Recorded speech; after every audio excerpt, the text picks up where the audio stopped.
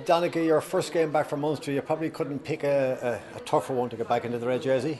Yeah, quality opposition, tough week. Just um, bangs it home how you have to get on top of all the little detail from taking your Irish hat off and getting back into Munster calls and the way of playing. But it's been great. There's a huge appetite when you come back in. Everyone's mad keen to work, and the standards here are really high. So it's you're getting back, and there's a kind of good work ethic already. So it's all you can ask for. How difficult is it, Donncha, to move from your Irish, with your Irish jersey, into your red jersey? Different calls, different setup, different coaching teams. How difficult is that, or is it seamless? Yeah, it'd be hard if the standards weren't so high. To be fair, you'd be coming back and you'd be maybe dragging the disappointments of it. But you get back here, you're disappointed after the English match, and it's like the lads drag you along and get you up to speed as soon as possible. They know you're hurting, but there's a bit of momentum building here, and that's all you want. You do. Or do you sometimes wonder, like, this year we were didn't have a great year with Ireland. Up to now there was triple crowns and grand slams, and all of a sudden there's a sort of a doom and gloom. Is that because we're Irish, or is that because, or what reason is that? I suppose people have come to expect an awful lot out of the teams now, and any year you don't pick up a grand slam is usually disappointing. And to be fair, from a player's point of view, you don't want it any other way. We're in it to win competitions and to grab as much as you can in your time. And yeah, it's hugely disappointed that we didn't go better in the championship, but that's the way it goes sometimes. Thin line, first game against Wales, late penalty, disputed penalty, they win it. If you'd won that game, it could have been a different campaign. You're going in with a different mindset. Yeah, there's loads of ifs and buts in the whole thing. I suppose the biggest thing you take away is just the disappointment of the English game, and that.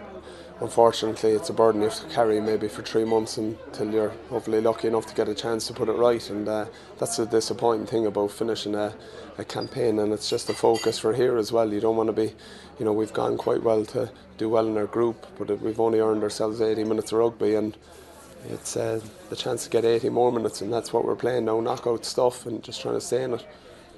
For the best part of 3 months, you were buddies, you were teammates, you were colleagues of the likes of Jamie Heaslip and Sean O'Brien and those lads. Now you've got to go head to head. Is that difficult, or is it that's just your nature? It comes natural enough. You're a Munster. It's not all that difficult when you respect the fellas. You want to come off the pitch afterwards, and for the likes of Keane and Jamie, all the Leinster lads to know that to have a bit of respect for you, and that's the biggest thing. You want to come off the pitch and them to say Dunners went well, or to be able to shake their hands afterwards and know that they rate you as a player and your performance, and that they know when they play with you that you're going to give everything for them as well. So that's a big thing. It's probably a chance to earn respect.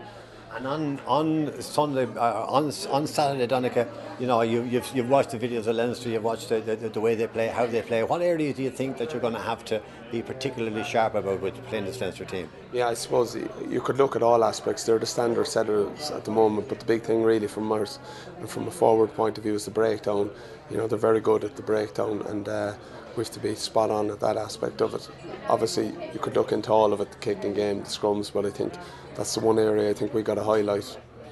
Will the presence of a fella like Brad Thorn, a World Cup winner, you would have played against him as well, will that be a factor in how you prepare for this game, or is he another number and a guy that you just got to be a bit more careful about?